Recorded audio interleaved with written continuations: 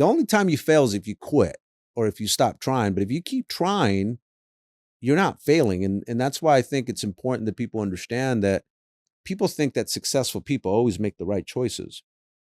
And they don't always make the right choice. In fact, they make wrong choice after wrong choice after wrong choice. But what separates them from average people is average people try it once, they never try it again. Successful people will try it as many times as it takes until they figure it out. Yeah. Well, yeah, they're constantly being trained. I like using the word being trained. And what comes to mind, you sharing it, is you were coming from your future. You were coming from the entire audience, and hopefully you're getting value from this conversation, because to sit here with someone who has done it, failed in the same industry for how many years? 25. So the security business has been doing it for 25 years. And same thing with you. Consistency. People pay thousands of dollars. And I totally appreciate the fact that we're giving this to the audience. And first off, we appreciate you watching. Hopefully this is making an impact in your life. I wish when we had those beepers, this was available for us. Maybe we wouldn't have made. We would have moved a lot faster. Would have a lot faster. Mm-hmm. You were coming from that, let's call it impossible future that wasn't available for you at 15 years old. And you might say, well, impossible future. Well, many of us have impossible futures that hasn't been available, because if it was available, it would be here already.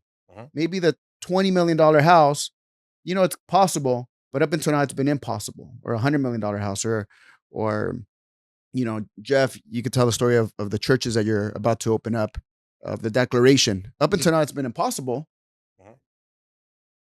But what if it is possible and you step into that future like it's already so, and then just start collecting the evidence? So going back to what you were sharing, you just started collecting the evidence, and every time you would collect the evidence, it empowered you.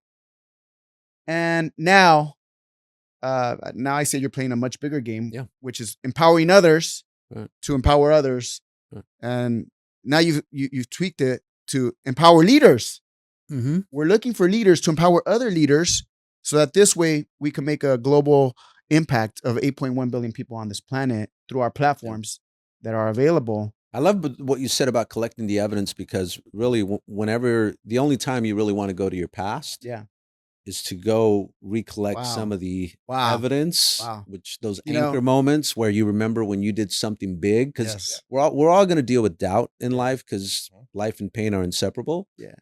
And when that pain comes and that doubt comes, you go back, at least I do, go back to the past on things that I accomplished that at the time seemed impossible.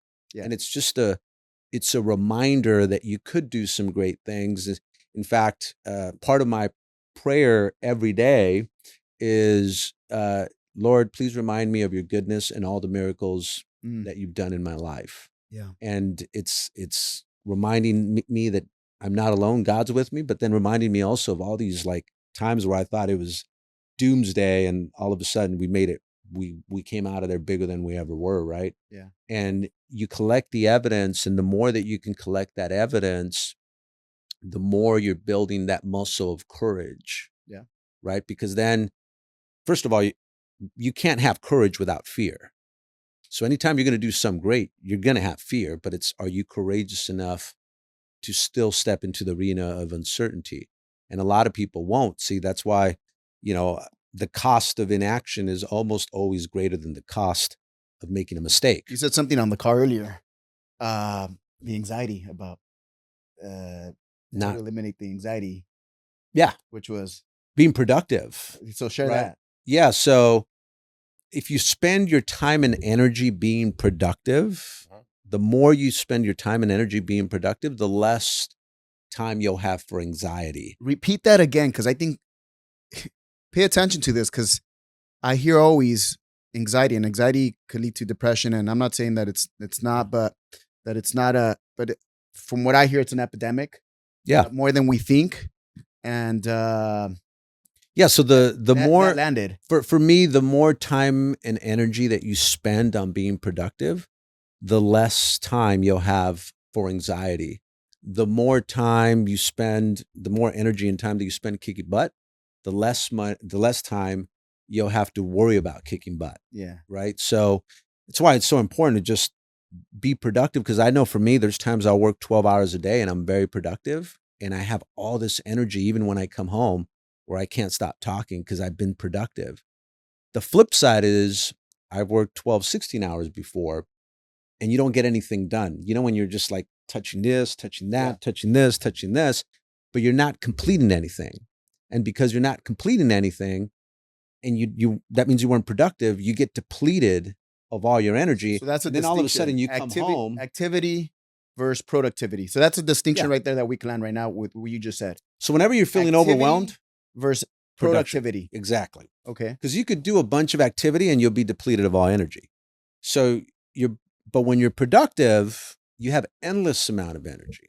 So, you know, when you're feeling overwhelmed, and we've all been there, Yeah. I try to get one thing done. So let's say you have 10 things you got to do. Don't worry about 10 things, just get one done. And then that will get you productive and that'll get you momentum and that'll start eliminating the feeling of overwhelmed. Feeling overwhelmed comes from just having a bunch of tasks open that you're not closing, and a lot of people, you know, a lot of times they're not closing it because they're trying to hit all these little things when in reality it's just like get one thing done and then build the momentum from there.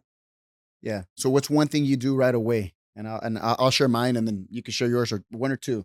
So that this way the productivity is handled and now you're in a empowering conversation of what's next. Well, first thing I do when I wake up is I down a little 12-ounce bottle of water. Okay. Right. To get hydrated. Same. I put a whole lemon. Yeah. And I down the whole thing. So we're the same on that. Yep. So I do that. And then I pick up scripture. Okay. And I read a quick scripture. Right. And it doesn't have to be a long one either. It's just things to kind of get me on the positive tone there. And then from there, this is literally my thing. I'll go brush my teeth. So I'll get up and I'll go brush. So you do scriptures before you brush your teeth? Yes. But then as I go brush my teeth, I start asking myself these 7 powerful questions that I learned from Tony Robbins and Ed Milet, which is, what am I happy about? What am I excited about? What am I grateful for? What am I proud of?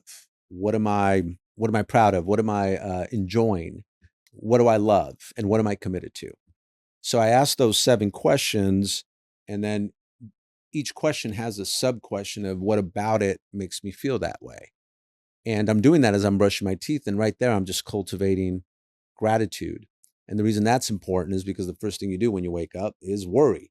So if you can cultivate some gratitude, and it's easier said than done. It sounds, but I have to force myself to do it sometimes. And funny enough, there's times where I'm like, what am I happy about? And even though there's a lot of things that I should be happy about, because I'm trying to find new things to be happy about, it takes me like a minute. I'll tell you one right now that I utilize. And if you know me, I utilize it with a lot of my friends too. Put your hands on your neck. You're alive. You're alive. Yes. What a grand opportunity to be alive. There's people today that didn't wake up. Exactly.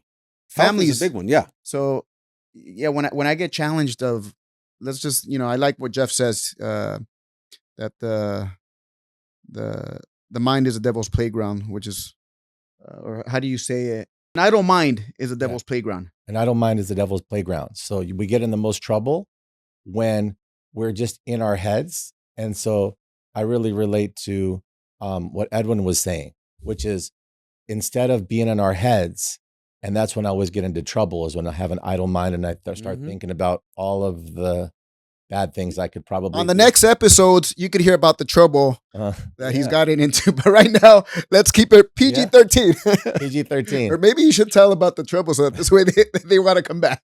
Yeah. Go on. Yeah. So what I do is it's exactly like what Edwin says, is I'll just take action. So, I'll think, okay, and actually, like, what am I grateful for? What are we getting done today? I'll make a list the night before of 5 or 10 most important things to do. And number 1 is the most important thing. So I just work from the top down. So if I don't fill all 10 things, if I can just do the top 3 or 4 or 5 things on my list, those are the most important things to do for That's the tomorrow. first thing you do. That's the first thing Number the one. night before. And then I hit that list first thing. Well, of course, I get up, brush my teeth, So you shower, and then, tackle but that not list. shower the night before, just shower. Yeah. To your point, so I call that low frequency state. Uh-huh. So when you have low frequency state, Uh-huh. it's because you have a lot of clutter in your head. That means you got a lot of thoughts, a lot of, Mhm. and you're never going to overthink good thoughts, but you're always going to overthink bad thoughts. Yeah. Where you want to be is what I always say is high frequency. High frequency, there is no thought. There's a bunch of clarity. And because there's clarity, there's no thought. So if you really think about it, even in sports, right? Mhm. Like I remember I used to play basketball. I think you did too, right, Jeff? Yeah. Like if you're going up for a layup and you're thinking, I hope I don't miss it because there's a You're bunch of gonna miss it. clutter, you're going to miss it, Yeah. right? But Mhm. when you get hot and you're unstoppable in 3-pointers, wherever you shoot from, everything's just a swoosh. The thought of missing doesn't even cross your mind. And that also happened to me when I was on the doors selling. Mhm. When I would get on a hot streak and I'd get 5 sales in a day, the thought of someone telling me no never crossed my mind. But when I would get on a slump, I'd have clutter in my head. I'm like, Mhm. oh, this is the part they always tell me no. So as I'm saying my presentation, I'm thinking, please don't tell me no right here. Boom, they would tell me no.